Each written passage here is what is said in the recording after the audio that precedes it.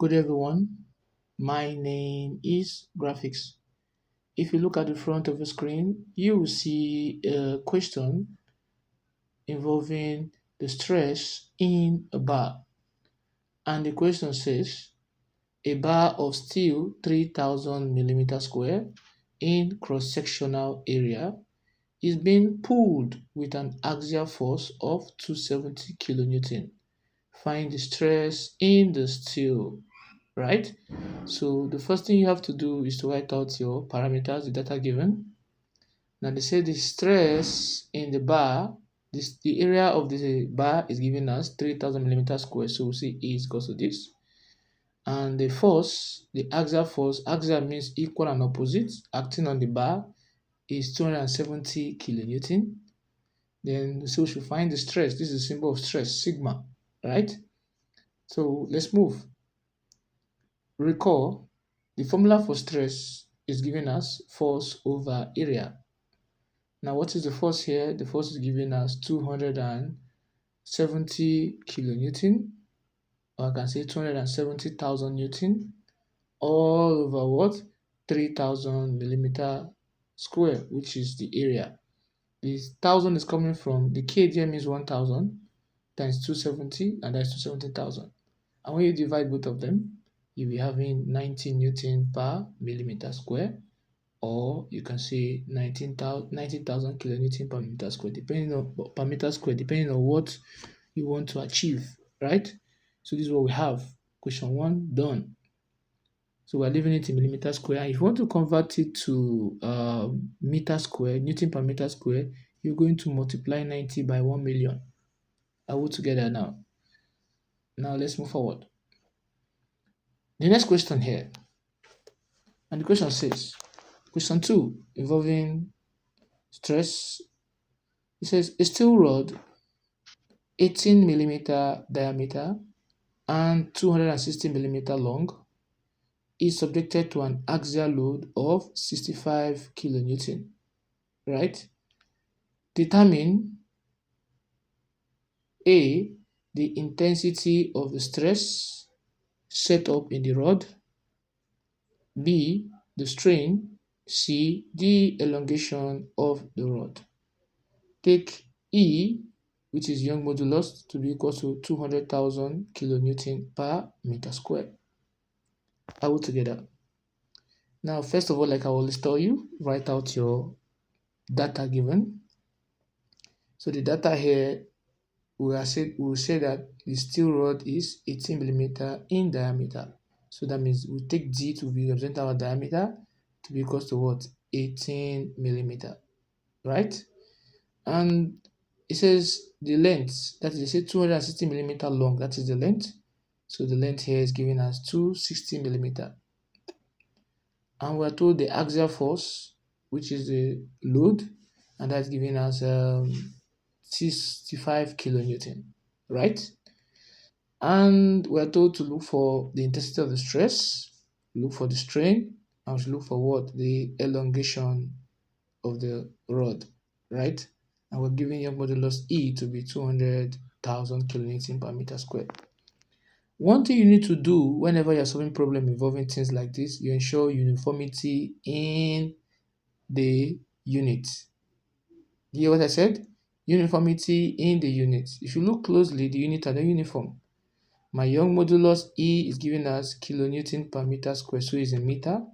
But my diameter and my length is in millimeter, so you have to convert either diameter and length into meter, or you convert the Young modulus into meter. And it's easier for you to convert the diameter and length to what? To meter. So let's focus on the diameter and length.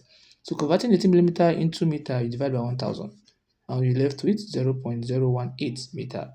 Similarly, the length, 260 millimeter divided by 1000, you'll be having 0.26 meter all together. And one thing you need to also do again, you look at the force here, P, take it to Newton, and I can leave it as 65 if I want to, right? Because of my my Young modulus is in kilo, so I'll leave my force in kilo. Is that taken? And lastly, whenever you're given diameter, ensure you always calculate for what? The area. So the area here, A, will be given as what? by d square over 4. And what is the pi? Pi is given as 3.142. The d is 0.018. Then there is a square there, all over 4. And when you do your calculation, your area will now be given as what? 0.00025 meter square. Right? We have 4 zeros before the 25 there. So we have gotten our area. Is that taken? So let's proceed now. So the first question here, it says we should look for the intensity of the stress set up in the rod. Right? So if you look at the stress, we know stress is given as what? Force over area. And what is the force given here? The force is given to be 65. All over, what is the area here? The area is given as 0.00025. And in the long run, we are going to be having our stress to be given as what? 26,000 kilonewton per meter square. Altogether, 26,000 kilonewton per what? Per meter square. That's what we have here as our stress. So we have settled that. So the next question here, it says the strain. Now the strain here that we have, there's a relationship between stress and strain, which is shown through the Hooke's law of elasticity. That says that what? The Young modulus is equals to what? Stress over strain. Now, the stress here, the Young modulus is given to be 200,000 kilonewton and equals to, the stress is, we calculated it to be what? 26,000 all over what? The strain, right?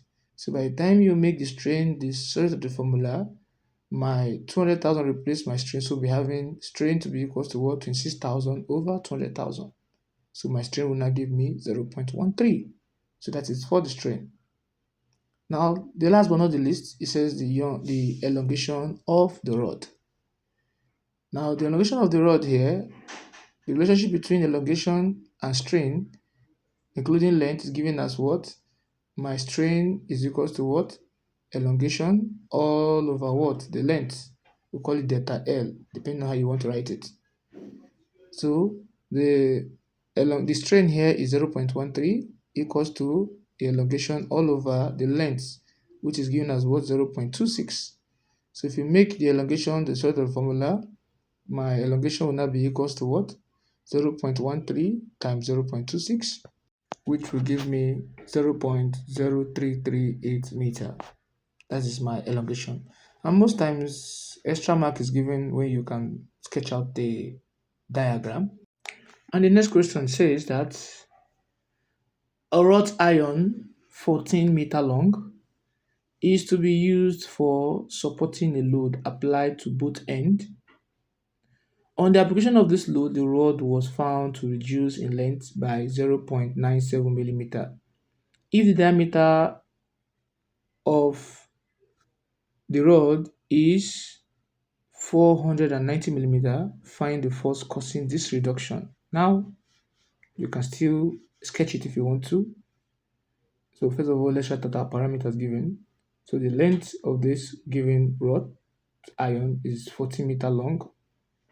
And when you apply the load at both ends, what happened? The length of the rod reduced. So it's telling you that it's a compressive force. So because compressive force bring about reduction, and then tensile force bring about what? Increment or elongation, right? So I'm giving it to be what? 0.97 millimeter. I put together. And we're told that the diameter of the rod is 490 millimeter, right? We're not told to look for the force. And we're given the elongation, the Young modulus to be 190 GPa, that is gigapascal. Is that okay? Now, first of all, like I always tell you, whenever you're given diameter, calculate for the area to make life more easier for you. So the area here, since it is a rod, so the area will be what? Pi d square over 4. Alright? So what's my pi? 3.142, my d 0.49. There's a square there all over 4. At the long run, we'll say my area will give us 0.189 meter square. Is that taken? So you were wondering why had I got 0.49? I told you always ensure uniformity in your unit.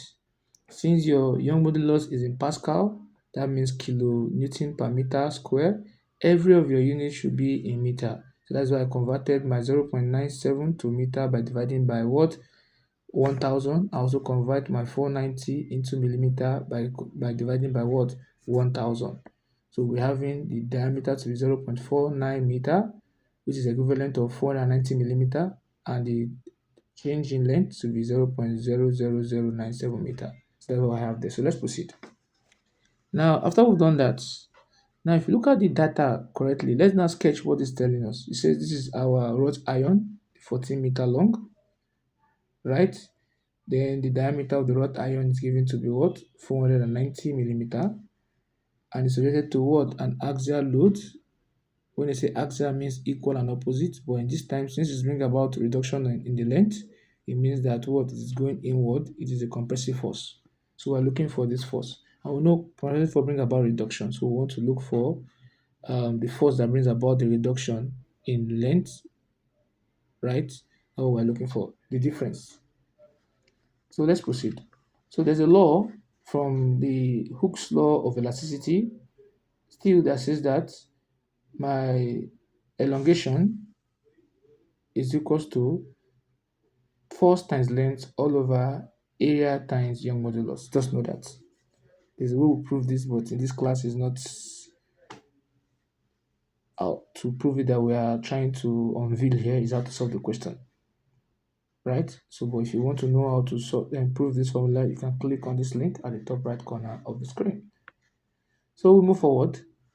So we know that our elongation here, delta L, is not elongation, you call it shortening, because it's as a result of what it brings about is a reduced length from the question. So the shortening, which is also called our deformation, which is also in this case, it's not called elongation, but delta L will now be equals to P, we're not given, that's what we're looking for, multiplied by the length is 14 meter, all over the area is 0.189 times the Young modulus E, which is 190 million. How did I do that?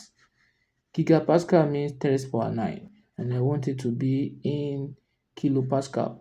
So when you have 10 raised to power 9, if you remove 3 from 9 zeros, you'll be left with 6 zeros. So that's why I'm leaving my answer is 190 million kilopascal. So if you now cross multiply, take whatever you have added denominator here to the left hand side, we'll be having 0.00097 times 0.189 times 190 million equals to 14p. And when you multiply, you're going to be having 34832.7 equals to 14p. And if you divide both sides by 14, making piece of the formula, we're having 34,832.7 all over 14 equals to p. So my force here now will now be 34,832.7 over 14, and that will be 2488.05 kilopascal. So that is my answer for the force there, right? Is that taken? So don't forget to subscribe and like the video.